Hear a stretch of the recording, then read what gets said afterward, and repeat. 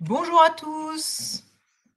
Bonjour Julia, bonjour Christelle et bonjour Claire qui sont derrière leur écran pour ce rendez-vous du 64e R&D Corner. Donc nous sommes ensemble pour un petit peu plus d'1 heure et demie. Nous aurons le plaisir ce matin d'accueillir Estelle Morin de BPI France qui viendra nous présenter l'appel à projet Innov. Donc, on remercie beaucoup Estelle pour sa contribution de ce matin. Et puis, une fois que tout le monde, on va laisser 1 ou 2 minutes à tout le monde pour nous rejoindre et puis on va pouvoir commencer. Je vous rappelle les règles pour poser vos questions. Donc, si vous voulez dire bonjour, si vous voulez nous faire un commentaire, n'hésitez pas à le faire dans l'onglet chat.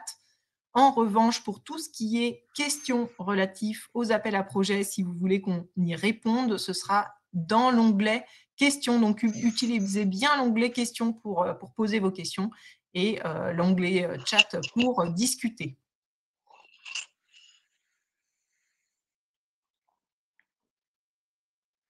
Donc, on va pouvoir commencer sur ce 64e R&D Corner. Donc, un panorama des appels à projets en cours sur le mois de mars et au-delà. Donc, nous allons commencer par une présentation des appels à projets régionaux, enfin, une petite introduction sur Cap Digital, une présentation des appels à projets régionaux, une présentation par Christelle et Estelle Morin de BPI France des appels nationaux. Et puis, Julia reprendra la parole pour les appels européens et internationaux. Donc, tout d'abord, une brève présentation de Cap Digital pour les personnes qui ne nous connaîtraient pas encore. Donc, nous sommes une association. Nous sommes une structure avec un peu plus de 1000 adhérents. Donc, la plupart de nos adhérents sont des startups et PME. On est également accompagné par des grands comptes, des EFR, des fonds d'investissement, des collectivités. Et tout cela participe à la dynamique de Cap Digital. Nous sommes également, toute l'équipe, qui est environ de 40 personnes, accompagnée et notamment sur les appels à projets de R&D par un large réseau d'experts dont je vous présenterai tout à l'heure. Donc, les chiffres clés de Cap Digital, donc ce sont les chiffres clés de 2019, donc environ depuis la création du pôle, donc nous avons 15 ans, nous avons fêté nos 15 bougies cette année, donc depuis la création du pôle, nous comptons environ plus de 3000 projets de R&D reçus, expertisés, pour certains d'entre eux labellisés et financés pour environ 850 de ces projets. Nous avons également un volet accélération avec de nombreuses levées de fonds réalisées par nos adhérents. Une belle représentation de nos adhérents sur le Next 40 et le FT 120. Et puis également des actions de Transfo Num qui est opérée aussi chez nous en direction des grands comptes, des collectivités ou d'autres acteurs. Également un des plus gros pôles européens. Julia est là pour le représenter, mais de nombreux appels à projets européens accompagnés, plus de 40, avec 13 projets, notamment sur l'année 2020, excusez-moi. Une grosse représentation, aussi bien pour accompagner les porteurs de projets, mais aussi pour répondre à des projets européens qui sont portés ou en partenariat avec Cap Digital et qui permettent notamment de faire les fameuses cascades funding que vous expliquera Julia plus tard dans la matinée. Donc, nous sommes une association. Donc, pour bénéficier de nos services et de notre accompagnement, on vous invite à nous rejoindre. Donc, vous remarquerez que le prix est très attractif. Le but, c'est qu'on puisse vous aider sur vos différents projets, vous aider à vous développer et donc votre cotisation dépendra de votre taille. Maintenant, si on fait un focus sur l'accompagnement R&D, donc, puisque c'est l'événement qui nous rassemble ce matin. Donc, l'accompagnement R&D chez Cap Digital va dépendre aussi de votre statut de membre ou de non-membre. Donc, si vous n'êtes pas membre et que vous êtes intéressé par cet accompagnement à la R&D, vous pouvez, comme c'est le cas ce matin, participer à des événements de sensibilisation comme par exemple le R&D Corner ou comme par exemple le, les différents appels à projets ciblés que l'on peut faire et j'en reparlerai ensuite. Nous pouvons vous accueillir lors d'un entretien téléphonique pour faire un premier diagnostic sur les guichets de financement et sur la pertinence de votre structure de rejoindre Cap Digital. Et ensuite, pour toute la partie expertise de votre projet, labellisation, mise en visibilité et valorisation, c'est réservé à nos membres. Donc, il faudra nous rejoindre et nous vous proposerons toute cette gamme de services pour vous accompagner au mieux dans la réalisation de votre projet. Donc, voici toute l'équipe. Philippe Roy, qui n'est pas là ce matin, mais qui devrait nous rejoindre en cours de webinaire, qui est délégué adjoint chez Cap Digital en charge des relations académiques et des institutions. Christelle Ayache, qui est notamment en charge des appels à projets nationaux collaboratifs et individuels. Julia, qui est en charge des appels à projets européens, et moi-même, qui est en charge des appels à projets régionaux et également certains appels à projets nationaux individuels. Pour nous contacter, c'est une seule adresse, projet@capdigital.com. Nous sommes tous les 4 derrière cette adresse. Donc, quand vous adressez votre mail à projet, une de nous vous répondra en fonction de vos besoins. Et voilà. Et sinon, nous renseignons également tous les appels à projets sur notre site, donc n'hésitez pas à aller le consulter. Et comme je le disais au début, nous sommes accompagnés sur ce volet expertise et labellisation par un large réseau d'experts que nous remercions de nous accompagner et qui vont permettre d'expertiser et de valoriser votre projet. Donc, on a environ 140 experts qui vont être des experts ciblés, soit plus sur le côté technologique, soit plus des experts de marché ou des experts de prospective ou en sciences humaines. Et donc, ce réseau, on vous le met à disposition pour expertiser votre projet et vous aider à maximiser vos chances d'accéder aux différents guichets de financement. Donc la R&D, la définition et le financement, donc ce qui est appelé recherche et développement est lié à la recherche fondamentale, également la recherche appliquée et le développement expérimental. Donc pour cela, dès que vous déposez un projet de R&D, vous allez être soumis au régime de R&D, donc développement RD&I, recherche, développement et innovation. Et c'est un soutien des pouvoirs publics dans le processus de R&D sous forme soit de subventions, soit d'avances remboursables, soit de prêts qui peut vous qui peut vous aider à développer et même plutôt accélérer vos projets de R&D. Et donc, c'est hors de la règle des minimis qui ne s'applique pas pour ces projets le soutien de ces projets de R&D.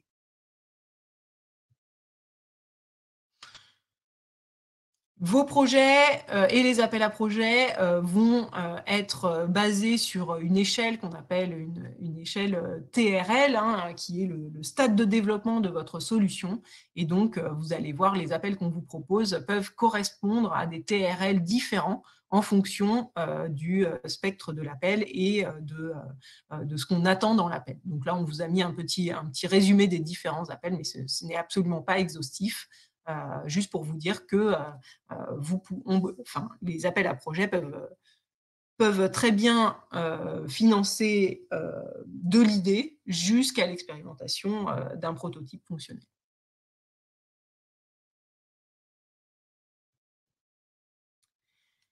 Voilà, donc je vais commencer, par, vous décrire, les aides et les appels à projets, de R&D régionaux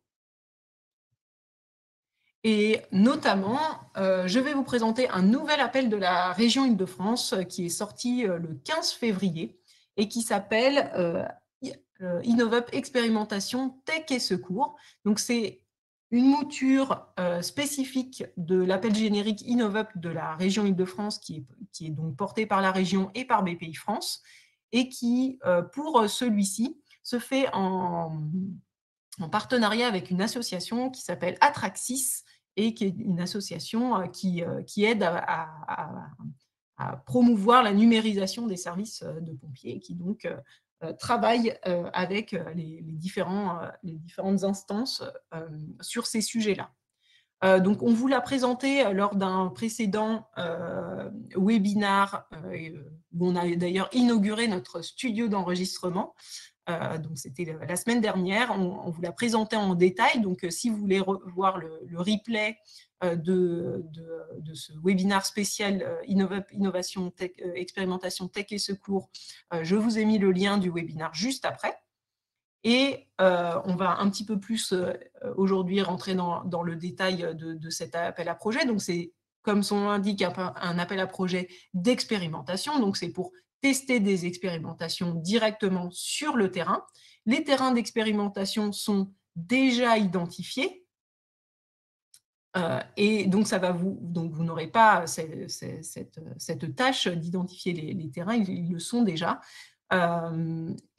Sinon, les règles sont les mêmes qu'avec Innovup, c'est-à-dire que vous pouvez présenter un projet, certes d'expérimentation, puisque c'est le but, mais il peut également y avoir une participation en tant que R&D. C'est des projets qui peuvent aller de 6 à 36 mois, à 18 mois d'ailleurs, c'est pas 36 et 18. Excusez-moi, il y a une erreur, je modifierai lors de l'envoi de la presse. Donc, vous pouvez avoir une partie de R&D avant de commencer les expérimentations ou de la R&D au cours des expérimentations si cela est nécessaire. Il a été fixé 5 grands défis. La région pense avoir un lauréat par défi, mais c'est possible qu'il y ait plus de lauréats si jamais il y a des bonnes solutions qui sont retenues pour cet appel. Il peut y avoir plusieurs lauréats sur chaque défi. Donc les défis, les voici. Donc le premier défi, c'est permettre aux sapeurs-pompiers d'optimiser la prise en charge préhospitalière des victimes. Donc, sur ce premier défi, hein, c'est vraiment pour tout ce qui est numérique lié à la transformation de la santé, donc la prise en charge préhospitalière et le secours, le, les appels d'urgence apportés, enfin les secours d'urgence apportés à la victime, le but étant d'accélérer et d'optimiser le parcours de prise en charge des sapeurs-pompiers jusqu'à l'hôpital. Donc voilà toutes les solutions qui peuvent rentrer dans ce premier défi. Le défi numéro 2, c'est renforcer la sécurité des sapeurs-pompiers face aux risques professionnels et améliorer le suivi de leur santé. Donc là, c'est vraiment assez large. Donc c'est vraiment, ils attendent des innovations qui peuvent aller du suivi physiologique du sapeur-pompier, donc qui peut passer par des objets connectés, des vêtements connectés. Le but étant de contribuer à une meilleure maîtrise des risques et de surveillance continue et préventive de l'état de santé des sapeurs-pompiers. Donc ça peut être effectivement sur une santé, ça peut être sur sa santé physique, ça peut être sur sa santé mentale, les rythmes veille-sommeil, enfin c'est quand même assez large. Donc sur le défi numéro 3, c'est sensibiliser et former massivement la population aux gestes de premier secours. Donc ils se font le constat que uniquement 20% de la population est formée aux gestes de premier secours et pourtant il mériterait d'être plus largement disséminé dans la population afin qu'en attendant les pompiers, les premiers secours puissent être mis en place rapidement. Donc là, ils attendent des innovations technologiques et pédagogiques qui feraient levier pour faciliter la formation des citoyens et les mettre en capacité de réaliser des gestes de premier secours. Donc voilà pour ce défi numéro 3. Le défi numéro 4, c'est optimiser la gestion des interventions dimensionnantes par les postes de commandement. Alors, qu'est-ce qu'on appelle intervention dimensionnante? C'est les interventions qui demandent une multiplicité d'acteurs, donc pas seulement les pompiers, mais aussi le SAMU, la police. Donc, ça peut être aussi lors de feux de forêt, d'inondations, quand beaucoup de forces de secours sont mobilisées sur des interventions de grande ampleur. Donc voilà, le but, c'est de coordonner l'intervention de plusieurs véhicules et de plusieurs intervenants. Donc voilà, l'interconnexion, la coordination des forces en présence pour la bonne conduite des opérations. Donc voilà pour le défi numéro 4. Pour le défi numéro 5, c'est de tirer profit de toute la donnée disponible pour optimiser la préparation et la réalisation des interventions. Donc là, c'est vraiment également très large, tourné vers les systèmes de communication ou de surveillance. Donc, c'est l'utilisation des données de flux vidéo, de surveillance, de données environnementales, météorologiques, géolocalisation, qui pourront du coup aider à optimiser cette préparation et cette réalisation d'interventions. Donc là, on fait évidemment appel à des solutions qui peuvent gérer du big data, de l'intelligence artificielle et qui peut permettre d'enrichir en fait la connaissance autour des interventions et améliorer la capacité d'action des sapeurs-pompiers. Donc, comme remarqué dans cet appel à projet, ce sont ces 5 défis maintenant. La région Atraxis et BPI France ne s'interdisent pas de prendre d'autres solutions hors défi si celles-ci sont intéressantes. Donc, si votre solution concerne ces secours, la prise en charge par les pompiers, n'hésitez pas à poser votre solution et à postuler. Donc, c'est avant le 26 mars. Donc, Cap Digital étant coopérateur aux côtés de Systématique à cet appel à projet, nous ne pourrons pas labelliser les projets. En revanche, nous pouvons vous accompagner dans votre projet. C'est-à-dire que si on reprend un petit peu l'accompagnement de la R&D, on peut faire un premier diagnostic pour bien positionner votre solution, regarder si elle correspond à ce qui est attendu sur cet appel à projet. On peut également expertiser votre dossier par nos experts, notre pool d'experts que je vous ai présenté tout à l'heure. Donc ça, c'est toujours possible. Ils pourront vous faire des retours argumentés sur votre dossier. Par contre, il n'y aura pas de label au bout, comme c'est classiquement le cas. Et donc, nous accompagnerons sur cet appel à projet tous les porteurs de projets tout au long de la réalisation. Donc, les expérimentations commenceront, donc voilà, vous pouvez postuler jusqu'au 26 mars. Ensuite, il y aura un jury début juin pour un début des expérimentations début septembre. Donc, comme je vous le disais, n'hésitez pas à regarder le replay de cet appel à projet où nous avons reçu Livia de la région Île-de-France et Thibaut d'Atraxis qui sont venus nous détailler ces appels à projet lors de cet événement.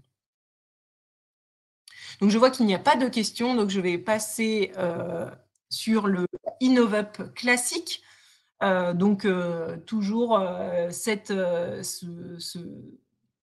gamme InnovUp qui a été recentrée sur un appel à projet unique InnovUp qui va d'explorer sa faisabilité jusqu'à tester sa solution, comme c'est le cas sur l'appel à projet spécifique précédent.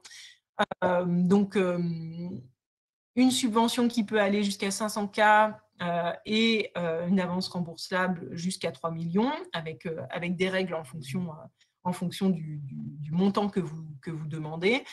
Sur des projets de 6 à 36 mois, un taux d'aide qui peut aller de 25 à 70%, 70% étant vraiment pour des cas très particuliers, donc restez sur les régimes d'aide classiques, c'est-à-dire que si vous êtes une PME, c'est 45%, si vous êtes une ETI, ça va être 25%, si vous êtes une association, ça va être au moins 45% jusqu'à 70%. Les critères de sélection sont toujours les mêmes.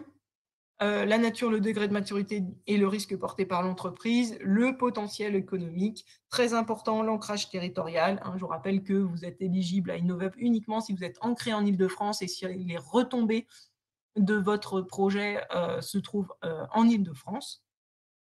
Donc voilà, des retombées sociétales et environnementales qui sont de plus en plus mises en lumière et à vraiment quantifier lorsque vous déposez votre projet. Et évidemment la qualité du projet. Donc la qualité du projet qui passe par l'équipe, la capacité de l'équipe à forcer le projet, votre capacité financière à porter le projet, vos ressources en interne, la pertinence du programme. Donc, beaucoup de frais sont éligibles sur cet appel Innovup, puisque vous pouvez aller jusqu'à tester, jusqu'à l'expérimentation. Vous avez aussi une part de sous-traitance qui peut être intégrée dans vos coûts et qui peuvent aller jusqu'à 45% de sous-traitance, donc c'est quand même assez important, il me semble. Vous postulez sur ce Innovup au fil de l'eau. Il n'y a pas de date de relevé. Donc, vous postulez au fil de l'eau quand vous êtes prêt. Il n'y a pas non plus de thématique. Donc, vous pouvez postuler quel que soit votre projet. Et pour cet appel à projet, nous avons donc le processus de labellisation. Donc, classiquement, un diagnostic de votre projet, une expertise de votre projet en interne et grâce à notre comité d'experts qui va pouvoir expertiser votre projet. Et puis, au bout, la labellisation qui maximisera vos chances d'être financé. Donc voilà, toutes les informations sur notre site internet, également sur le site de la région Île-de-France. Alors Jennifer, je t'interromps. On a quelques questions sur le chat questions, sur l'onglet questions. La première concerne le TRL et une suggestion. Est-ce qu'on pourrait indiquer le TRL requis pour chaque appel à projet présenté?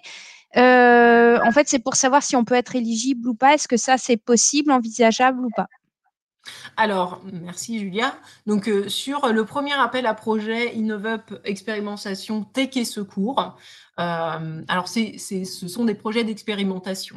Ça, c'est bien dans ce cadre-là. Donc, a priori, des prototypes déjà fonctionnels qui sont expérimentés sur le terrain. Il peut y avoir une part de R&D sur le premier appel à projet spécifique. Donc, ça peut être tout au long de l'expérimentation, vous avez besoin, parce que, par exemple, vous menez un projet, vous avez besoin des données relatives des sapeurs-pompiers pour mener à bien votre projet, c'est inclus qu'il y ait de la R&D tout au long du projet. Donc, vous pouvez inclure une partie de R&D. La région, lors de la présentation, n'a pas exclu le fait d'avoir des solutions avec des TRL un peu plus bas, des TRL peut-être en cours de prototypage. Donc voilà, et sentez-vous libre sur le premier appel à projet de proposer votre solution, même si vous n'êtes pas un TRL de neuf ou un TRL déjà prototypé. Voilà. Donc ça peut aller du TRL d'un TRL assez bas à 8, 6, 7 peut-être, à un TRL 9 et à une solution qui est déjà commercialisée. Il n'y a pas de souci là-dessus. Idem pour l'appel à projet Innovup, comme on va de la faisabilité jusqu'à tester sa solution, en passant par une phase de développement. De la même façon, vous pouvez vous pouvez proposer votre projet avec un TRL assez bas. Sur de la faisabilité, vous allez être limité dans votre enveloppe financière. mais vous pouvez aller, ça peut concerner vraiment une solution qui est en tout début d'élaboration. Alors, concernant la deuxième question, ça va être sur le cumul d'aides. Donc, c'est apparemment une entreprise qui a déjà un financement rapide, qui finance une partie de sa R&D sur les 18 prochains mois. Est-ce qu'ils peuvent cumuler cette aide avec Innovup, Tech et Secours? Alors, effectivement, vous pouvez cumuler votre aide à partir du moment où ça ne concerne pas le même projet. Vous ne pouvez pas être aidé sous le régime de la R&D et subventionné 2 fois pour le même projet. Donc, si vous proposez des projets complémentaires, oui, vous pouvez cumuler, évidemment, à hauteur de vos fonds propres, c'est-à-dire que vous devez avoir les fonds propres cumulés nécessaires pour pouvoir supporter les 2 appels à projets. Et je vous conseille d'ailleurs, si vous portez un projet qui vient en complément d'un autre appel que vous avez déjà remporté, de bien le spécifier dans votre appel et de bien montrer en quoi ce projet va venir compléter l'autre ou va venir en lien ou pas avec l'autre. Voilà, c'est ça qui va être regardé. Donc, votre capacité à porter les 2 projets en même temps, votre capacité aussi bien au niveau de votre équipe qu'au niveau financier. Et c'est ça qui va compter. Sinon, il n'y a pas de problème pour que vous cumulez si vous avez les reins assez solides pour les cumuler. Alors, une autre question, est-ce que l'appel Innovup soutient-il des projets mono-institutions et non collaboratifs? Alors, sur l'appel à projet, Tech et Secours, alors les appels à projet Innovup, c'est des appels à projet mono-partenaires. Sur l'appel à projet Tech et Secours, la région Île-de-France, si vous souhaitez vous monter en consortium pour répondre à cet appel, vous conseille de vous monter sous forme d'association pour que ce soit l'association, donc une personne, un représentant, qui porte le projet. Mais Alors, ce sont que des projets mono-partenaires. une autre question sous la sous-traitance, dans un appel à projet Innovup, est-ce que les laboratoires de recherche académique peuvent être considérés comme un sous-traitant? Tout à fait. Ils sont tout à fait éligibles à la sous-traitance. Et si vous avez des appels à projets de R&D très dimensionnantes et qui va vers les deep tech, il est notamment très apprécié d'avoir des collaborations avec des laboratoires de recherche. Donc, tout à fait. Alors, une autre question sur les labels. Alors, je ne suis pas sûre de la comprendre, je vais la lire telle quelle. Quels labels peuvent aider à avoir une aide Innovup? Alors, il y a pas de… Alors, je ne sais pas si je comprends bien, il n'y a pas de label spécifique qui aide à l'obtention des pôles, mais les labels, enfin, à l'obtention des aides, les labels des pôles de compétitivité sont reconnus par la région comme gage de pertinence de votre dossier. Alors, une autre question sur le type d'aide dans Innovup. Est-ce que c'est une vraie subvention ou un prêt remboursable? Alors, ça va dépendre de l'aide que vous demandez. Donc, si c'est un petit montant ou un plus gros montant, en fonction de l'aide que vous demandez, il y a des règles qui vont partager la part de subvention, la part d'avance remboursable ou de prêt. Et ça, c'est des règles, je vous remettrai ces règles-là dans la présentation, si vous voulez. Ça dépend vraiment de l'enveloppe financière de votre projet. Et ça peut être discuté avec BPI-France lors de la soumission de votre dossier. Toujours sur l'appel Innovup, est-ce que c'est possible de déposer un projet en consortium? Et si oui, est-ce que le financement sera pour tout le consortium? Alors, je Donc, pense. ouais, comme je le disais, Innovup, il faut un porteur unique. Donc, vous ne pouvez pas déposer avec un consortium. Et c'est pour ça que soit vous avez la possibilité qu'il y ait un porteur et prendre les autres membres du consortium en sous-traitant. Et à ce moment-là, c'est le porteur qui touchera la subvention et ce sera à lui de répartir ensuite la subvention, mais ça veut dire que le porteur qui porte le projet doit avoir les fonds propres nécessaires pour porter tout le projet. Et si ce n'est pas le cas, en tous les cas sur le premier appel Tech et Secours, la région vous conseille de vous monter en association pour pouvoir répondre à cet appel à projet. Et du coup, ce sera l'association qui touchera la subvention ou l'aide. Alors, toujours sur le cumul de financement, mais je pense qu'on avait déjà répondu un peu précédemment. Mais là, c'est donc, est-il possible de cumuler un financement de type Fed for Fire, 50 000 € avec un appel InnovUp sur le même projet? Alors, je ne suis pas au clair de cet appel à projet, mais ce qui est sûr, c'est que vous ne pouvez pas être aidé 2 fois pour les mêmes dépenses. Donc, il est impossible de cumuler sur les mêmes dépenses 2 subventions ou 2 aides de l'État. Donc, ça peut être le même projet si ce n'est pas les mêmes dépenses, mais ça voudra dire qu'il faudra vraiment que vous justifiez de chaque dépense et de la répartition des dépenses sur les 2 appels, mais c'est vraiment pas, enfin, c'est pas conseillé en tous les cas. Je vous conseille de séparer votre projet en différentes briques technologiques et que chaque brique technologique adresse une partie, adresse du coup un appel différent. Alors, je pense que ça fait suite à ta remarque sur se regrouper en une association pour répondre à l'appel InnovUp. Donc, si un groupe de travail se regroupe en une association, comment font les fonds propres? Sont-ils analysés? Alors, je n'ai pas forcément la réponse, Philippe. Je suis désolée, mais je pourrais poser la question. Donc, toujours sur les fonds propres pour InnovUp, quelles sont les règles? Quelles sont les règles? Bah, c'est comme vous êtes aidé, enfin, ça dépend de la taille de votre entreprise, mais si vous êtes une PME et que vous êtes aidé, par exemple, à 45%, et ben, il faudra que vous montriez les 55% restants de votre projet. Et même au-delà, maintenant, BPI demande même que vous ayez les fonds propres à hauteur d'au moins 75 voire 100% du projet. Donc, Une question intéressante sur la localisation de la start-up. Si elle est incubée dans une autre région, donc là j'imagine hors Île-de-France, peut-elle candidater?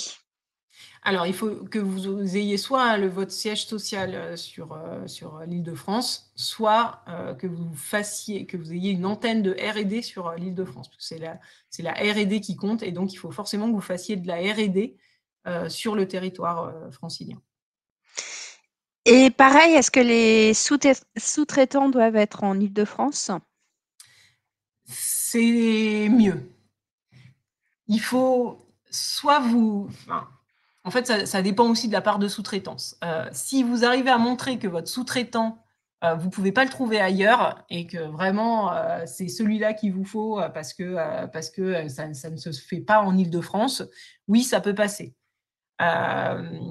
Sinon, il vaut mieux avoir des sous-traitants. Ils préfèrent que les sous-traitants soient aussi en Île-de-France. Mais ça peut se comprendre, ça peut s'entendre que les sous-traitants ne soient pas en Île-de-France. Donc, est-ce que les grandes entreprises pourraient-elles déposer des projets dans InnovUp? Alors, ça va jusqu'à l'ETI, donc non. Ouais. La création d'une association est-il possible pour un projet InnovUp classique, ou bien ce mécanisme n'est-il possible que pour l'appel spécial des pompiers? Alors, là aussi, j'aurais pas une réponse franche puisque lors de la présentation de cet appel à projet Tech et Secours, la réponse m'a moi-même un peu surprise. Donc voilà, je ne pense pas, mais il faudra que je vérifie. Je vais réagir aussi à la remarque de Tarek Menouer concernant FedFire, qui est un projet européen, qui dit que le cumul n'est pas possible entre Europe et France InnovUp. Ce qui n'est pas possible, Jennifer, tu compléteras, c'est de financer 2 fois le même projet. Après, les FedFire, alors si je comprends bien, ça doit être du cascade funding. Donc, les règles de minimis dans les projets européens tels que H2020 et maintenant H-Europe ne comptent pas, ne sont pas comptabilisés. Donc, vous pouvez financer une brique technologie dans FedFire et une autre, j'imagine, dans le projet, l'appel à projet InnovUp.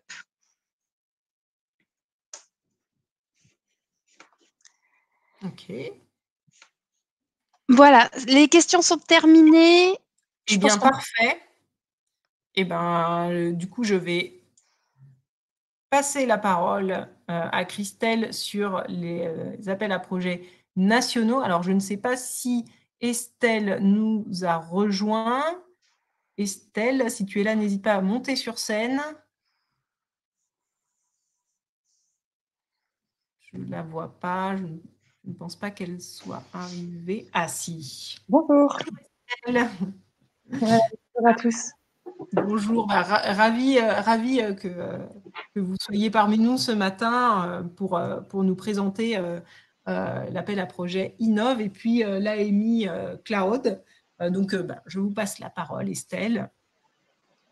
Merci beaucoup. Alors, je ne sais pas si je peux faire un partage d'écran. Ou si... Ah oui, non, c'est bon, je peux faire. Parfait. Donc, je vais vous parler du concours d'innovation Innov et particulièrement de la VAC 7 qui vient d'être lancée courant février. Donc, le concours d'innovation Innov, il est dans le cadre du consortium des concours d'innovation avec IPHD, eLab et Innov, qui est le dernier concours.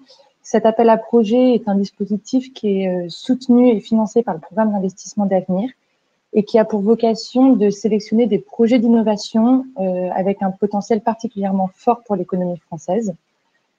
La cible de ce concours, ce sont donc des projets innovants, particulièrement des projets, des innovations de rupture. Les porteurs déposent des projets de manière monopartenaire et c'est principalement pour des startups et PME. L'objectif, donc, c'est d'accélérer le développement et la mise sur le marché de solutions et technologies innovantes en France.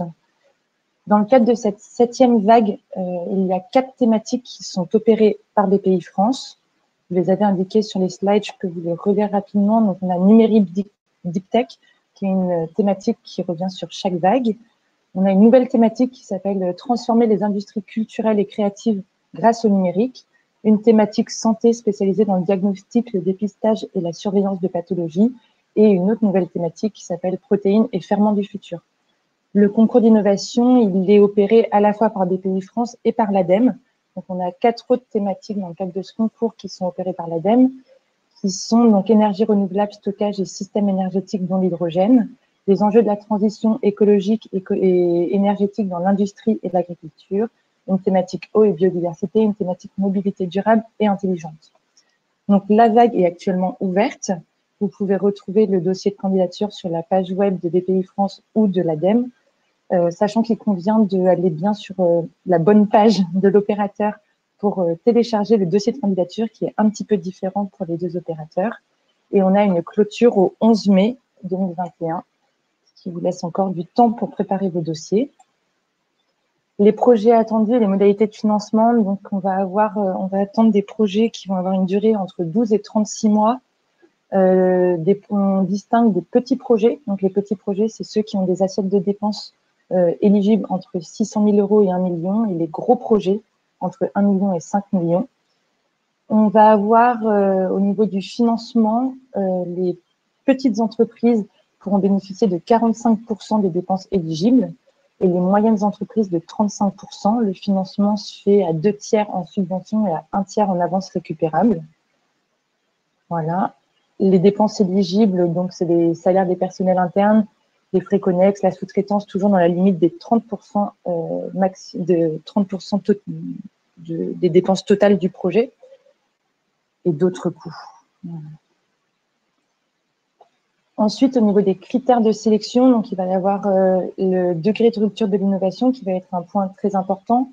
la pertinence par rapport à l'objet du concours.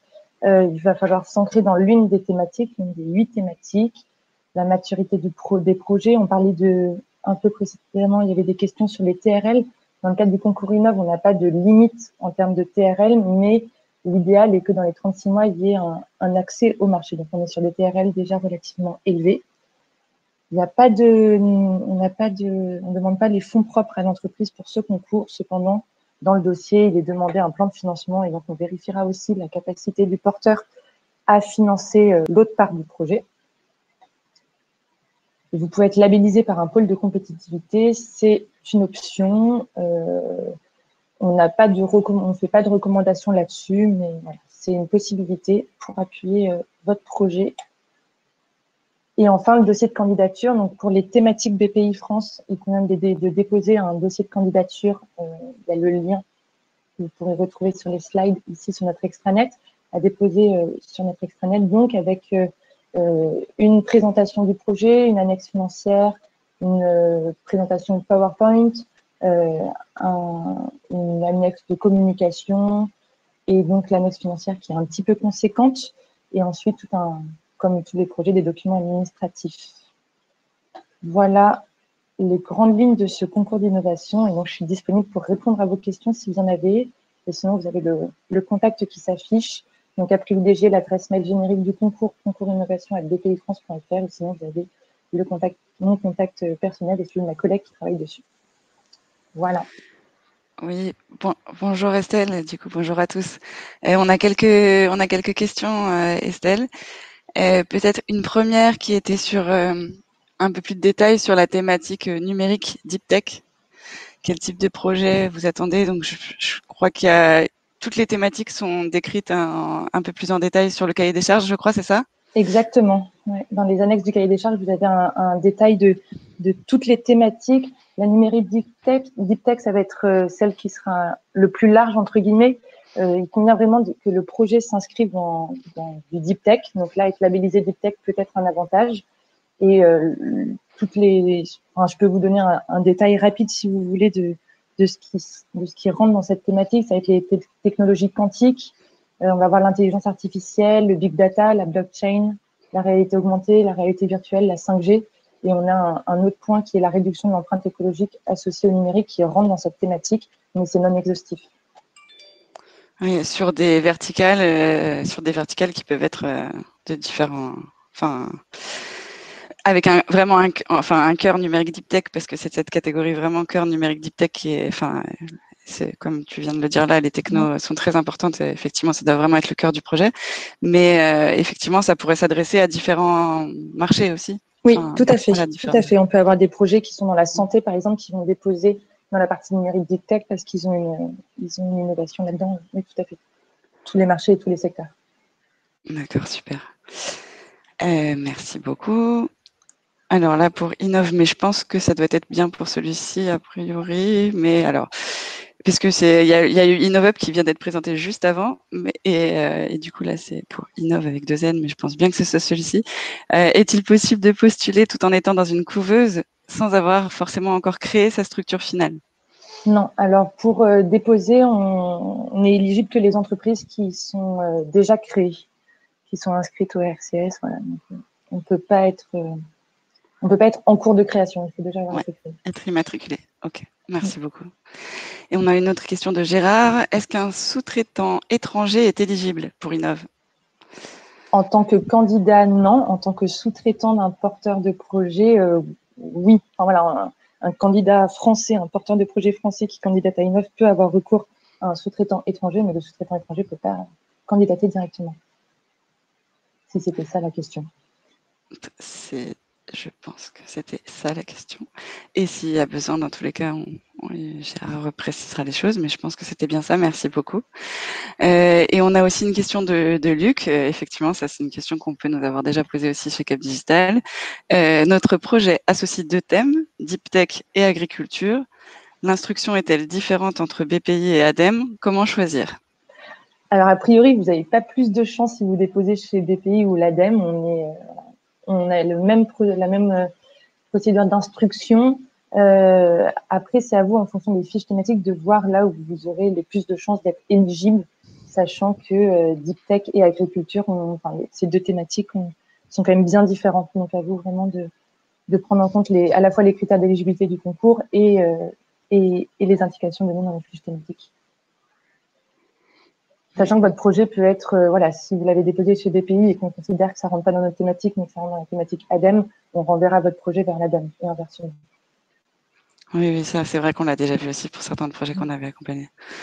Ouais. Et le dossier de candidature est différent, donc c'est mieux de déposer chez le bon opérateur avec le bon dossier directement.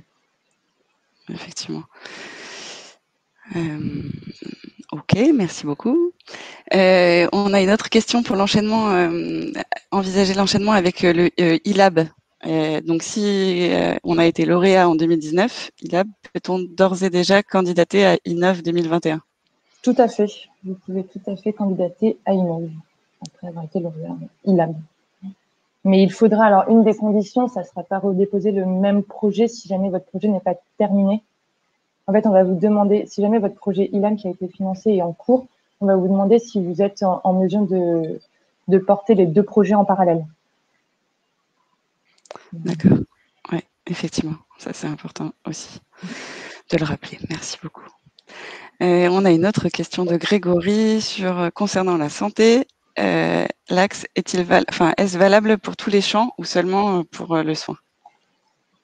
Alors, pour la santé, on va avoir, nous, c'est vraiment le diagnostic, dépistage et surveillance des pathologies. C'est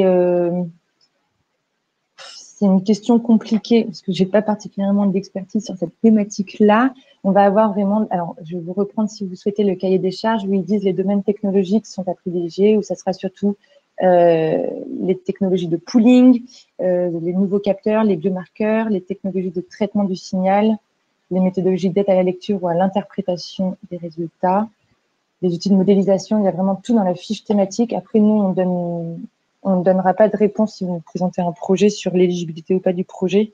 C'est vrai que c'est au niveau des experts sectoriels qui font ça.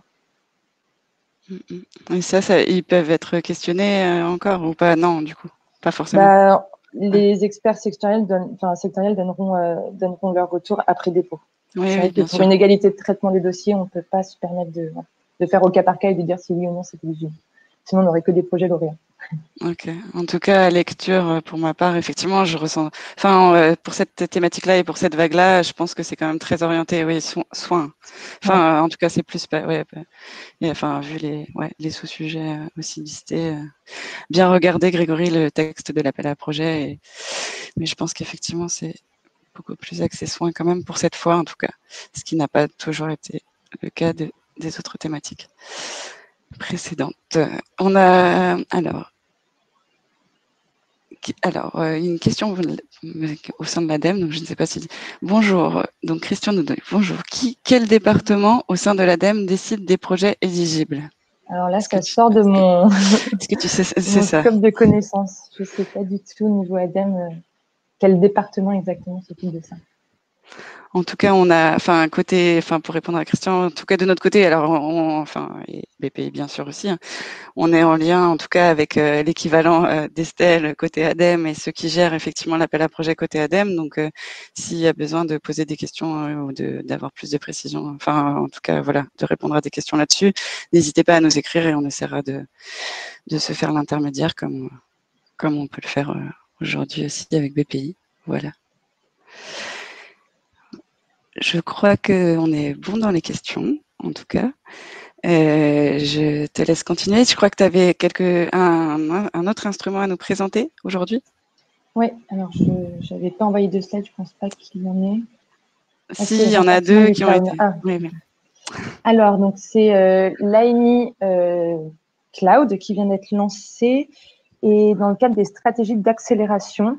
Donc, les stratégies d'accélération, l'idée, c'est que sur les 4-5 prochaines années, ouvrir des appels, un certain nombre d'appels à projets qui permettront de rendre la France leader d'un point de vue européen, national et éventuellement international sur le marché du cloud.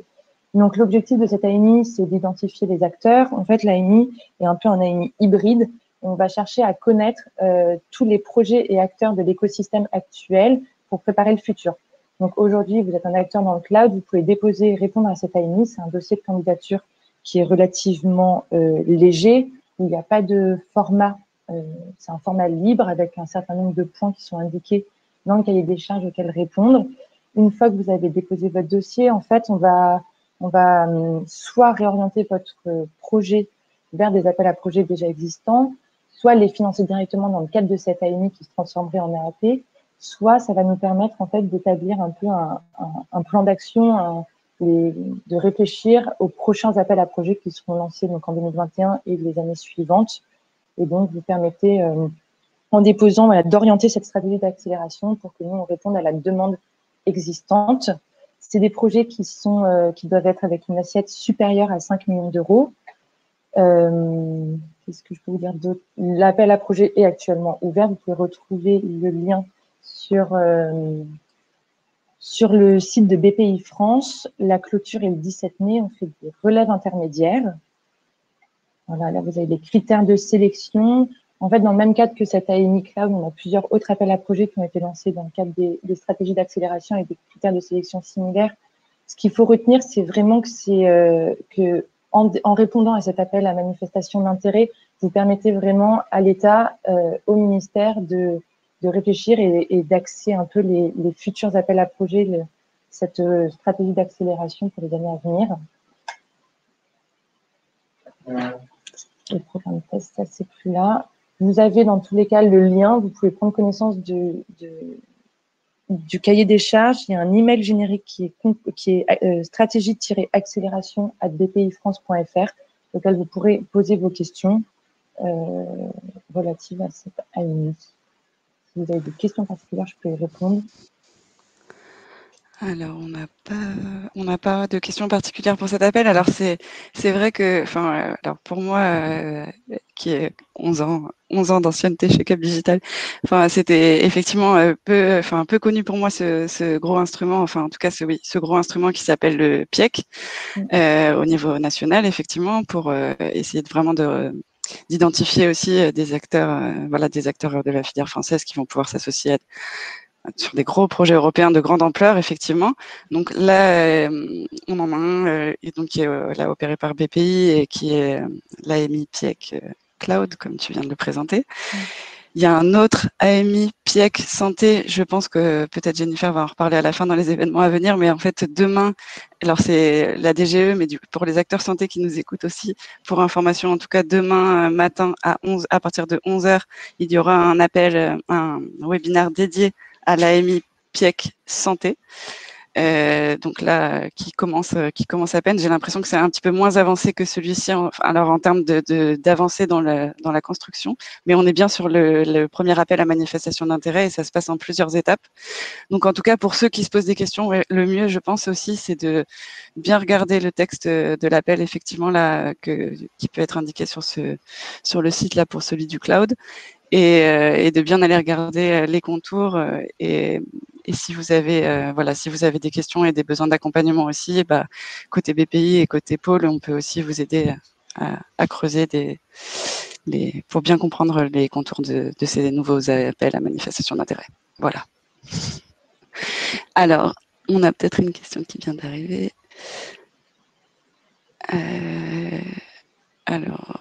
Là, il y a une question de Tarek, mais qui demande si, avec l'AMI PIEC, il est possible d'avoir des financements pour un projet de 2 millions d'euros. Dans le cadre de l'AMI Cloud, non, parce qu'on va demander vraiment des projets d'envergure à plus de 5 millions d'euros. Ça dépend du secteur. On a un AMI en biothérapie où l'assiette est un peu plus basse. Donc, en fait, il n'y a pas de règle générale pour ces AMI-là. Au niveau des dépenses budgétaires, ça dépend de chaque AMI. Oui, c'est ça, c'est vrai. Et effectivement, de toute façon, côté santé, en tout cas aussi, c'est des gros montants. C'est plus haut que deux. Ce sera. Sachant que dans les AMI, là, on parle du cloud, des biothérapies, il y a aussi un AMI santé numérique qui a été lancé, un AMI 5G télécom. Voilà. Ok, donc ça sera peut-être déjà été lancé. D'accord, on va peut-être, on te redemandera les liens et on va remettre donc dans la présentation que je vous rappelle, hein, à la suite de ce webinaire, la présentation du jour et le replay sera disponible et vous recevrez un petit mail pour pouvoir télécharger tout ça. Et si ça peut être bien on rajoutera un petit slide avec les liens vers ces appels-là aussi, si tu veux comme ça. Tout le monde aura les infos pour aller voir les bons liens et se renseigner si besoin. Merci beaucoup. Je ne sais pas s'il y avait d'autres questions. Peut-être une dernière, Estelle, tant qu'on est avec nous aussi aujourd'hui, qui était la dernière sur le côté Deep Tech et le Innov. Donc, si nous sommes en discussion avec BPI France dans le cadre du programme Deep Tech, est-ce qu'on peut déposer un projet pour le concours Innov? Alors, ça dépend si vous, en fait, c'est toujours la même réponse. Ça dépend si vous êtes en discussion avec la partie Deep Tech pour financer un projet. Il y a des financements Deep Tech. Dans ce cas-là, vous pourrez pas cumuler les deux. Si vous êtes en discussion pour une labellisation ou autre, bien sûr, vous pouvez déposer un projet Innov. Ça dépend des discussions que vous avez avec la partie Deep Tech de BPI France. Très bien. Super, super. Et encore un grand merci d'avoir accepté de venir ce matin à nos côtés présenter cet appel à projet, ces 2 appels à projet, du coup, appel à manifestation et appel à projet. Encore un grand merci. Et puis on va continuer. Je vais continuer avec un petit panorama des différents appels à projets nationaux. Et avant de laisser la parole à Julia pour la partie Europe. Merci encore. Très bonne journée. Merci encore. Merci beaucoup. Merci, au revoir. Alors, je vais vous faire un petit panorama assez rapide. On sait qu'il y a toujours, vous le savez aujourd'hui, une grande diversité d'acteurs aussi dans notre réseau et chez Cap Digital, donc plusieurs sujets et plusieurs thématiques et plusieurs appels à projets du coup thématiques qui peuvent être intéressants pour certains d'entre vous. Alors, il y avait un programme donc qu'on avait présenté et qu'on vous rappelle aujourd'hui, qui est encore ouvert jusqu'au 31 mars côté ADEME, un programme qui peut cofinancer donc des thèses. Les projets de thèse attendus donc doivent associer un candidat, un laboratoire d'accueil, un directeur de thèse et un partenaire cofinanceur, public ou privé. Et le montant donc du cofinancement de l'ADEME pour aller à hauteur de 50% de la rémunération du doctorant. Sur les sujets, les thématiques comme cité ici, comme on a vu les territoires durables, énergie durable, forêt, agriculture et bioéconomie, pollution, énergie, qui peuvent être des sujets, en tout cas qui intéressent l'ADEME et qui se proposent aussi de cofinancer. Donc vous pouvez éventuellement, si vous le souhaitez, postuler avant le 31 mars si vous êtes intéressé. Je crois qu'il y a un deuxième slide qui réexplique un peu plus de détails que vous pourrez voir pour la partie laboratoire, la partie cofinanceur par exemple. Donc le cofinancement peut être apporté par un ou plusieurs organismes. Le cofinancement apporté sera de 50% du montant estimatif. Voilà, c'est à peu près les règles qui sont apportées sur ce programme de thèse proposé par l'ADEME.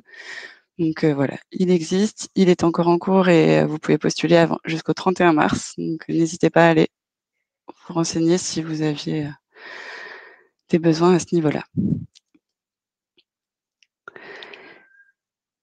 Pour la prochaine thématique, et on l'a vu d'ailleurs, donc c'est très intéressant, la thématique industrie culturelle et créative, qui, vous l'avez vu, est un thème aussi une des thématiques nouvelles de la VAC 7 du Innov. Donc pour les acteurs au sens large des industries culturelles et créatives, il y a 3 appels là que je vais vous rappeler, que je vais vous rappeler rapidement. Il y en a un nouveau et 2 dont on parle voilà, d'habitude à notre R&D Corner, comme le CNC RIAM, à ne pas oublier qu'il existe et voilà et qu'il peut aider à la fois des projets de faisabilité, donc TRL petit, TRL bas, et aussi des projets d'aide à la R&D. Donc on est vraiment sur le développement R&D et de l'aide à la faisabilité à l'aide à la R&D. À la R&D. On est bien sur de la subvention pour ce type d'appel, pour les TPE, PME et ETI. Donc c'est assez intéressant aussi. On a on a des dates, c'est ce qui était juste noté là, des dates de relève des dossiers, parce que c'est un appel aussi qui se veut au fil de l'eau. Donc, les 2 prochaines dates, c'est le 2 avril et le 21 mai. Il y a souvent des relèves des dossiers assez réguliers. Donc, pareil, si vous n'aviez pas connaissance de cet appel CNC-RIAM, il peut être intéressant pour les projets voilà, qui vont de la faisabilité jusqu'aux dépenses de R&D. Vous avez tous les détails ici. On a un spécialiste dans l'équipe Cap Digital de tous ces appels, et des 2 prochains que je vais vous présenter aussi, qui est Stéphane Singier, et qui se fera le plaisir, si vous avez des questions sur ces appels, de vous aider à y répondre sans aucun problème. Donc, le nouvel appel dont il nous a fait part, Stéphane, c'est l'appel Savoir et Culture, avec le soutien de YouTube et en partenariat avec Arte. C'est pour des petites subventions, mais donc ils peuvent aller jusqu'à 20 000 € pour le premier volet web vidéo, jusqu'à 50 000 € pour le volet jeux vidéo. Il y a web vidéo et jeux vidéo. Cet appel à projet donc, a pour objectif de soutenir des projets créatifs à portée éducative et avec une ambition artistique dans les domaines du savoir, de la culture, des sciences, de l'environnement, de l'éducation sexuelle, des sports, des arts, aussi large que ça, et des nouvelles technologies. Voilà, si des gens se sentent concernés par ces sujets, n'hésitez pas à aller regarder tout ça. Il y a une deadline au 11 mars. Il y a une deadline au 11 mars et je vois une deuxième deadline au 26 mars. C'est pour le deuxième volet.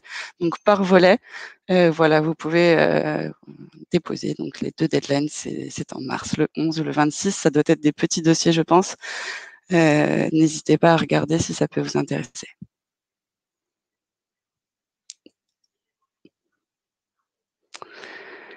L'appel que Stéphane avait présenté au dernier R&D Corner, on voulait vous le rappeler aujourd'hui parce qu'il est toujours ouvert. Il y a une deuxième, il y avait 2 deadlines d'annoncer, donc il y a une deuxième deadline qui est toujours là.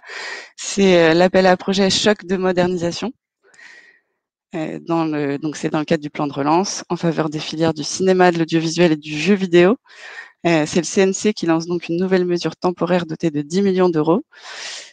Visant à accorder un soutien exceptionnel à des projets d'investissement technique qui concourent à la modernisation numérique et durable de l'appareil de production. Donc, sur cet appel choc de modernisation, on a 3 enjeux prioritaires. Accélérer les investissements dans les studios de tournage de demain, accroître l'excellence de la production numérique et réduire l'impact environnemental des productions. Donc, sur ces 3 enjeux prioritaires, vous pouvez déposer des projets, bien entendu. Il y a 2 thématiques, donc comme on l'a dit, et un défi. Là, vous avez un peu plus de détails sur ces slides-là. Je ne vais pas aller dans les détails ce matin, mais vous pourrez retrouver tout ça pour ceux qui sont intéressés dans ce qu'on va vous envoyer dans la journée. Le défi donc qui est transverse de l'éco-responsabilité, important. Les contacts CNC qui vont bien, voilà, donc n'hésitez pas aussi à les contacter directement si besoin. Et voilà la prochaine deadline, donc qui est la dernière d'ailleurs, annoncée en tous les cas pour l'instant, qui est le 2 avril pour cet appel choc de modernisation. Donc les entreprises éligibles TPE, PME, grandes entreprises, donc vraiment tout type d'entreprise est éligible. Sur les développements industriels, et donc c'est bien des dossiers monopartenaires, mono-entreprises, c'est de la subvention pour les aides, donc voilà. Et le montant maximal du soutien par dossier est de 800 000 €. Voilà, c'est opéré aussi par BPI France et c'est avec le CNC. Donc n'hésitez pas aussi. Si vous avez besoin de plus de renseignements, on vous mettra en contact direct avec Stéphane côté Cap Digital et il pourra répondre à toutes vos questions.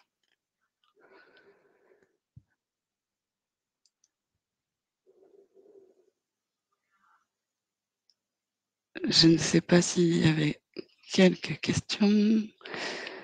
Côté, ah oui. Oui, il y avait juste une question, Christelle, sur Oui. le CNC-RIAM, savoir s'il est ouvert au consortium. Ouais, alors je vais revérifier. Pour moi et pour les dossiers qu'on a accompagnés, c'était une PME, enfin c'était toujours un acteur. Par contre, j'imagine bien que toujours la partie de sous-traitance est possible, bien sûr.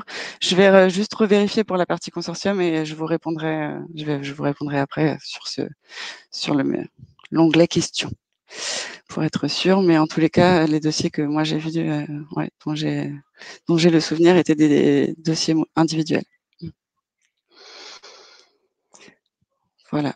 Pour le Sensorium, c'était la question. Il n'y a pas d'autres questions. Merci. Alors, nous passons des industries créatives et du CNC à la DGA, c'est ça aussi Cap Digital. Et donc, toujours pour vous rappeler, pour ceux qui auraient un projet avec une innovation qu'on appelle innovation duale, donc qui peut intéresser bien entendu le militaire, mais qui peut aussi, qui a un cas d'usage civil. Donc, la Direction générale des armées, mais aujourd'hui donc c'est l'agence Innovation Défense, gère ce dispositif rapide à destination des PME. Là, on est vraiment sur des projets monopartenaires et individuels, donc et portés par une PME. Une PME, mais effectivement qui peut être aussi, en fait, c'est les deux. Mais le collaboratif est un critère.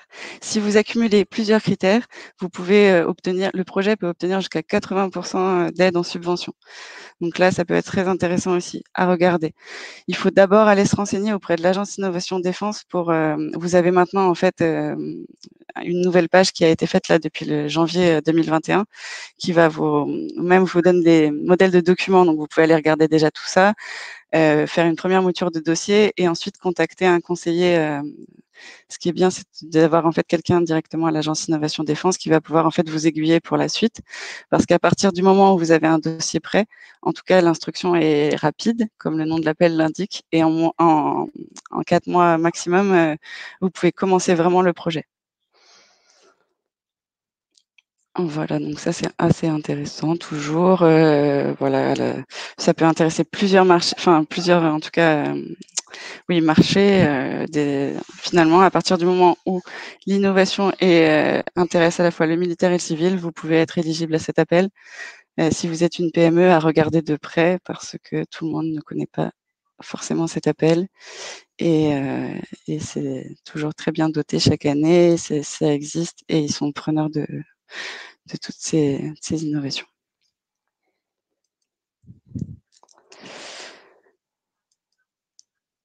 L'appel de l'Agence nationale de la recherche que je présenterai ce matin, c'est toujours donc l'appel LabCom. Chaque fois, je crois, vous annoncez enfin l'ouverture de l'appel LabCom 2021 qu'on attendait en février. Nous sommes le 2 mars. L'appel n'est pas encore sorti, mais ça devrait vraiment pas tarder. Les 2 vagues qu'on nous a annoncées pour l'année 2021, c'est le mois d'avril et le mois de septembre.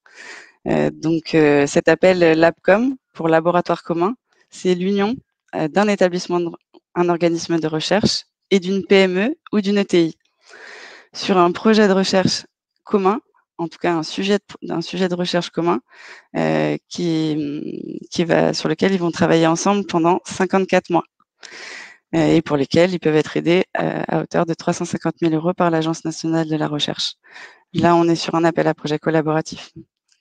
2 acteurs, un établissement de recherche, une PME, un ETI ou une ETI, sur pas de thématique, donc ouvert à toute thématique. L'IA en transverse, c'est toujours un sujet qui les intéresse aussi très fort. On attend peut-être en 2021 la sortie peut-être d'un LabCom spécial, en tout cas identifié, dédié IA, intelligence artificielle. Mais sinon, cet appel est ouvert à toutes les thématiques. On a vu aussi bien des projets justement dans le domaine des effets spéciaux ou bien vraiment dans les domaines de la santé, dans les domaines de la ville aussi. Donc tous les sujets peuvent intéresser l'Agence nationale de la recherche.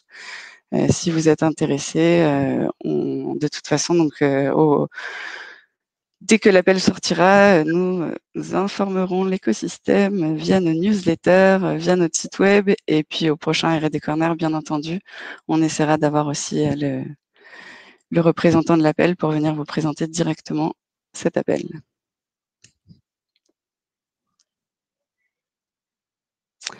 Et effectivement, Véronique, pardon, je vois la dernière remarque de Véronique, seul l'organisme de recherche est financé. C'est bien pour le laboratoire commun. En fait, c'est le laboratoire qui va contracter avec l'Agence nationale de la recherche pour le bien du laboratoire commun.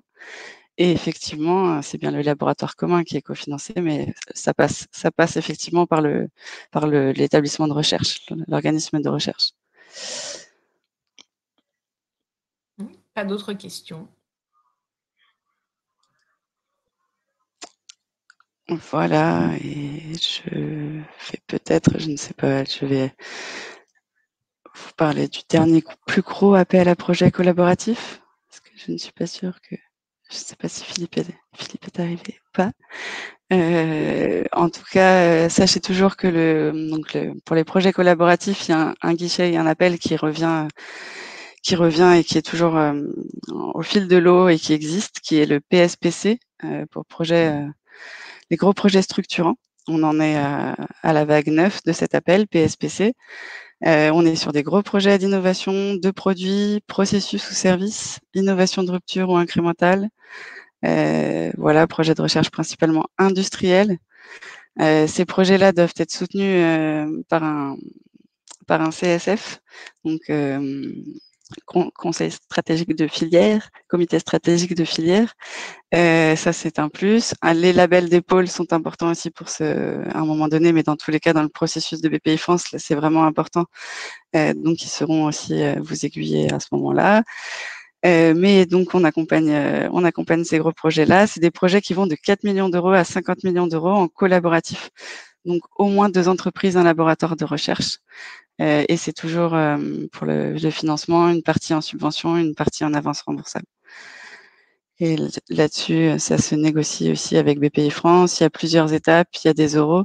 Et là-dessus, on peut sans problème vous conseiller. Voilà, Philippe Roy dans l'équipe a accompagné beaucoup de projets PSPC depuis le début. Et s'il y a des questions là-dessus, n'hésitez pas aussi à contacter l'équipe projet. On pourra vous y répondre. Oui, il n'y a pas de questions. Eh bien, c'est parfait. Pas d'autres questions. C'est parfait pour ce matin. Je te laisse la parole, Julia. Oui, avec plaisir. Merci Christelle. Donc je continue. Bonjour à tous, bonjour à toutes. Il nous reste encore un quart d'heure et là je vais vous dédier ce quart d'heure aux opportunités de financement européen. Aujourd'hui, c'est principalement les appels à projets issus de Cascade Funding ou financement en cascade en français que je vais vous présenter. Donc en quelques mots, il s'agit Hop, je passe la slide, voilà. Il s'agit de financements provenant de consortia européens qui ont eux-mêmes répondu, tels que des pôles de compétitivité avec des centres de recherche ou d'autres organismes qui vont répondre donc à un appel à projet européen et qui vont eux-mêmes lancer des appels R&D et I. Donc, à la place que ce soit la Commission européenne qui lance les appels à projets, ce sont des acteurs locaux, nationaux, pôles de compétitivité, le CEA aussi en France, qui gèrent ces appels. Les avantages de ces appels, vous pouvez les voir ici à gauche de la slide. Donc, c'est le taux de financement allant jusqu'à 70% des coûts éligibles. Donc, ça varie en fonction des appels à projets, de 20K à 300K. Ce sont des subventions européennes provenant de H2020, comme le projet de Tarek au début de Fed for Fire, je crois. Donc là, vous n'avez pas les règles de minimis qui sont comptabilisées. Ça peut être aussi bien des candidatures individuelles ou en consortium. Ce sont des dossiers légers, toujours en anglais, de 5 à 15 pages et des projets courts qui peuvent aller de 6 à 18 mois. À droite de ces slides, vous avez l'exemple de services qui sont proposés dans ces appels à projets. Ça peut aller aussi bien du soutien à la levée de fonds, de l'open innovation, du soutien à l'accélération, de l'accès à de nouveaux marchés, du transfert technologique, du prototypage en test en situation réelle. Voilà, mais je répète, les modalités pour y répondre dépendent vraiment de chaque appel. C'est pour ça que j'ai sélectionné pour vous quelques appels à projets en concours DIY for You. Donc, Cap Digital est partenaire de cet appel à projet. Ici, il s'agit de relever le défi de la personnalisation de la production de masse du futur. Donc, le projet en lui-même vise à développer une plateforme d'open innovation pour le secteur des biens de consommation personnalisés en rotation rapide. Donc, en anglais, c'est le Fast Moving Consumer Goods. Donc, l'appel à innovation ouverte vise à sélectionner et à financer des propositions qui peuvent couvrir le développement de fonctionnalités numériques supplémentaires à la plateforme DIY for You. Ces fonctionnalités supplémentaires vont permettre d'améliorer et d'étendre la plateforme déjà existante. Pour y répondre, il vous suffit d'être une PME ou une start-up établie en Europe. Cet appel s'adresse plutôt aux entreprises qui travaillent déjà sur des sujets technologiques tels que le business intelligence, data, IA, blockchain ou des PME start-up plutôt métiers, commerce, logistique, paiement. Pour cela, il faudra que vous répondiez à l'un des 4 challenges qui est ici décrit. Vous pourrez obtenir un soutien financier jusqu'à 50 000 € pour développer votre solution pendant 6 mois, de mai à octobre 2021. Seulement une candidature par porteur de projet est autorisée et au total, à la fin, 4 PME ou start-up européennes seront sélectionnées pour développer sa solution. La deadline est le 31 mars et vous avez en bas à droite de la slide un lien pour candidater. Je viens d'apprendre ce matin, si vous êtes intéressé par cet appel, qu'il y aura un webinaire en anglais le 18 mars à 16 h. N'hésitez pas à nous contacter sur l'adresse projet@capdigital.com pour recevoir ce lien d'inscription qui devrait sortir prochainement. Est-ce qu'il y a des questions? Pas dans l'onglet questions.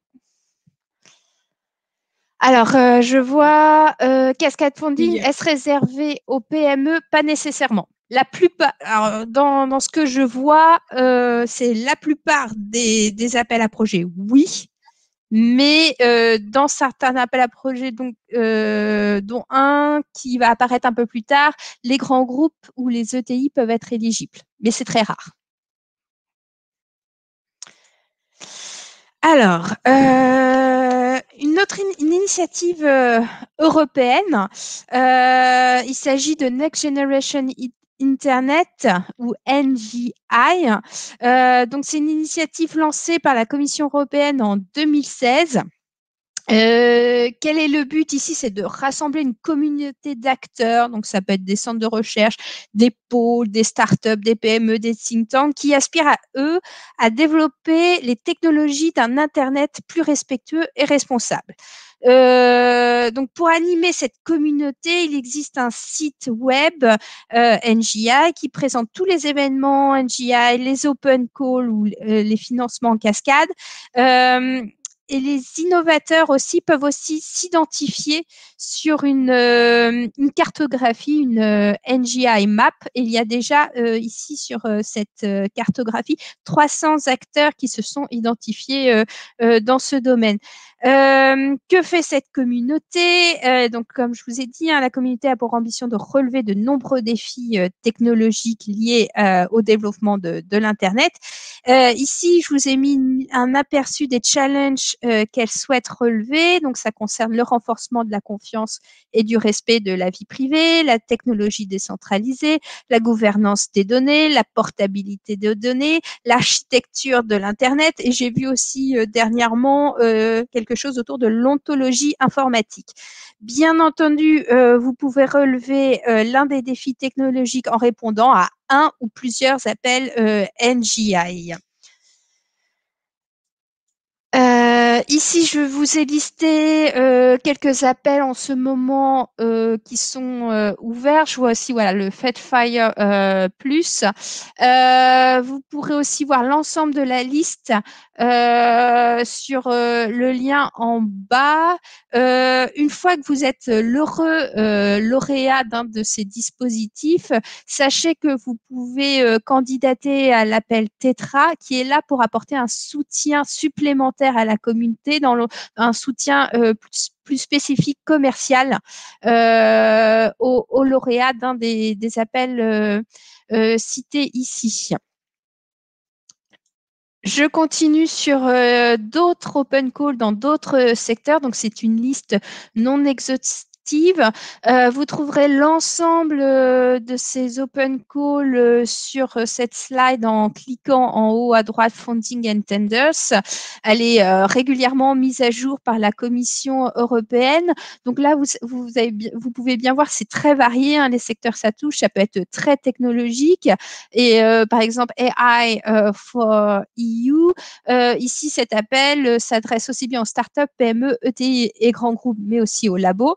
Vous en avez plus sur la digitalisation des usines et vous en avez aussi, par exemple, dans les médias et j'en ai vu aussi dans le secteur agricole. EIT Health, je crois que certains d'entre vous le connaissent. Ici, il s'agit d'un réseau d'excellence et d'innovation européen dans le domaine de la santé. Il rassemble plus de 150 organisations composées principalement de start-up, de centres de recherche, d'universités, mais aussi de pôles de compétitivité. Donc, Cap Digital fait partie de ce réseau européen. Et on coordonne, par exemple, aussi un programme d'accélération qui s'appelle Catapulte. Donc, chaque année, il y a une série de calls qui est lancée pour soutenir l'accélération des startups européennes en santé. Les programmes d'accélération sont classés, on va dire, en 4 grandes catégories qui ont chacun un objectif différent. Le premier, c'est Access to Knowledge. Donc ça, ce sont des programmes d'accélération qui vous apporteront de la connaissance, notamment grâce à la mise en relation avec des mentors. Après, vous avez Access to Stakeholders, ceux qui vous permettront de relever des défis pour des grands groupes pharma ou autres acteurs prépondérants dans le secteur de la santé. Vous avez le Access to Market, donc là, c'est plutôt des programmes d'accélération qui vont vous permettre d'aller au-delà de votre marché domestique. On est dans l'internationalisation ou le développement de votre produit au-delà en Europe, au-delà de la France. Et enfin, ceux qui souhaitent être propulsés devant des investisseurs, il y a le Access to Finance et notamment le dispositif EIT Health Catapulte. Donc, si vous êtes intéressé par ces programmes d'accélération, vous êtes une start-up en santé, n'hésitez pas à participer au dernier webinaire qui aura lieu le 9 mars à 11 h. Vous recevrez les slides cet après-midi. Vous pourrez donc vous inscrire. Et si malheureusement vous ne pouvez pas participer, n'hésitez pas à vous inscrire. Vous recevrez le replay. Je continue. Oui, Julia, il y avait Oui. juste une question, mais c'était sur DI4U. Y a-t-il un niveau de maturité demandé? Alors, dans les guidelines, c'est pas spécifié.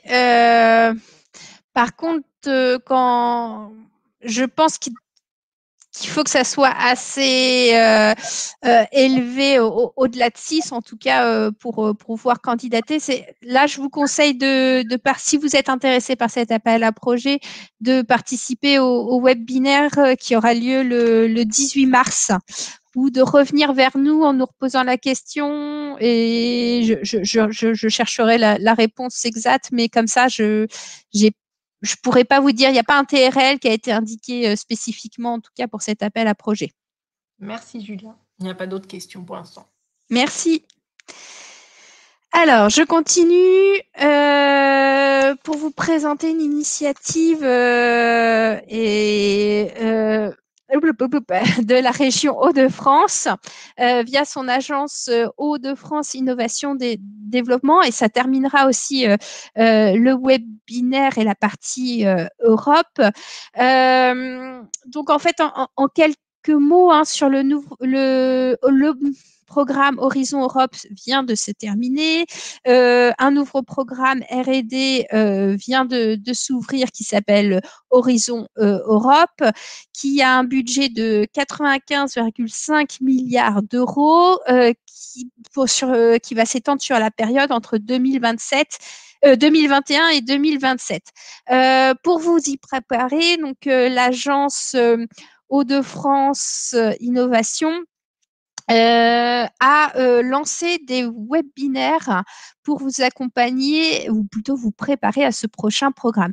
Cette agence fait partie d'un plus grand réseau européen qui s'appelle Enterprise Europe Network, et ce sont en général, vous avez des points locaux dans chaque région française qui aussi sont des partenaires pour vous accompagner dans la recherche de financement européen. Il propose, alors je passe à la. Donc, ils ont mis en place une série de webinaires que vous pouvez suivre selon votre degré de connaissance sur le sujet, sur le montage en fait de projets européens. Donc, ça va aussi bien du niveau débutant à confirmer. Ici, vous avez une liste, par exemple, de thèmes qui ont été abordés, qui seront aussi bientôt abordés. Ici, je vous ai mis tous les liens vers les replays et les dates des prochains webinaires ainsi que les sujets. Et si vous êtes un acteur de l'innovation dans les Hauts-de-France, vous pouvez aussi contacter l'agence. Ici, vous avez les contacts. Et en Île-de-France, il y a son équivalent aussi ici. Et voilà, c'est terminé de mon côté. Je ne sais pas s'il y a d'autres questions. Alors, je n'en vois pas. Donc, merci beaucoup, Julia. Donc, je reprends la main sur la fin de la présentation pour vous donner les événements à venir. Donc, comme le disait Christelle, on aura demain une présentation de l'AMI PIEC pour le développement de l'innovation du numérique en santé. Donc, peut-être, Christelle, tu veux en dire 2 mots ? Et puis, je te laisserai aussi la parole sur la 20e plénière Ticket Santé. Du coup, tu feras d'une pierre deux coups. Je te laisse présenter. Oui, bah, pour demain matin, en fait, c'est vraiment donc de 11h à midi avec les 2 représentants de l'appel à projet, donc de la Direction générale des entreprises. Et on a aussi fait appel à quelqu'un, un expert côté conseil qui a déjà accompagné beaucoup d'instruments, enfin de beaucoup de projets PIEC par le passé sur d'autres thématiques, mais en tout cas qui est un vrai expert sur ces sujets-là. Donc il viendra aussi donner quelques tips, ses retours d'expérience en tout cas aux gens qui souhaiteraient monter un projet ou bien être partenaire d'un projet PIEC pour le développement des innovations en santé.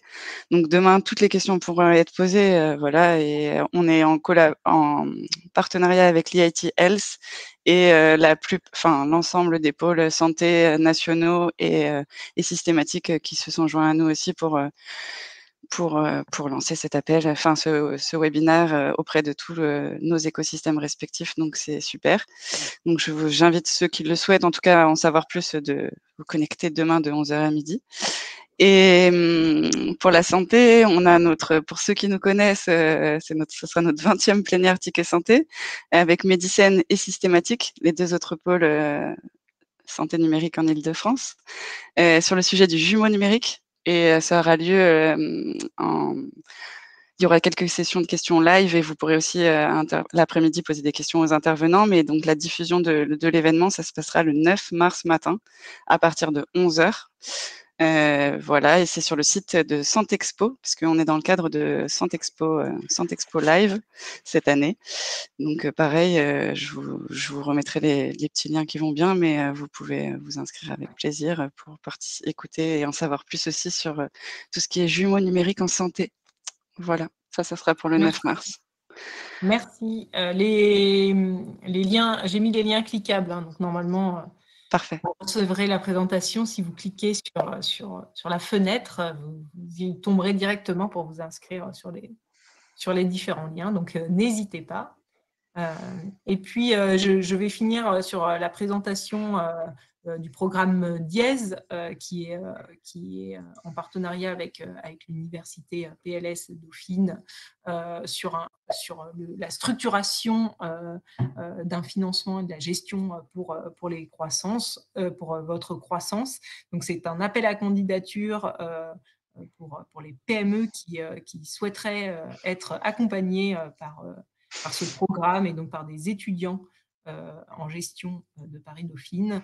Vous avez jusqu'au 15 mars pour candidater sur ce programme. Donc, n'hésitez pas à aller regarder la page dédiée à la présentation de ce programme et puis à candidater pour vous faire accompagner.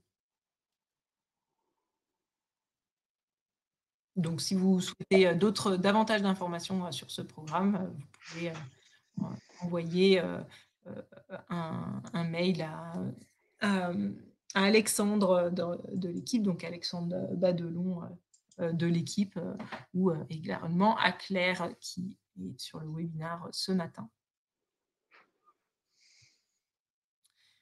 Donc voilà, ce R&D Corner s'achève. Merci à tous d'avoir participé. Merci à Estelle d'être intervenue ce matin. Merci Julia, merci Christelle, merci Philippe qui est derrière son écran et qui répond à vos questions. Et merci Claire de l'équipe communication de Cap Digital pour l'organisation de ce webinaire. On vous donne rendez-vous le mois prochain pour un nouveau panorama des appels à projets. En attendant, je vous souhaite une excellente journée et à bientôt. Au revoir, à bientôt, bonne journée.